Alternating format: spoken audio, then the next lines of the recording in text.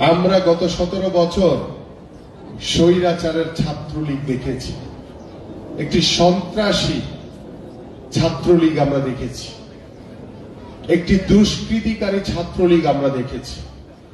কিন্তু বাংলাদেশ ছাত্র দল, বাংলাদেশ জাতীয়তাবাদী ছাত্র দল, ওই ছাত্রলীগ আর ছাত্র দলের ভিতরে আকাশ পাতাল পার্থক্য রয়েছে।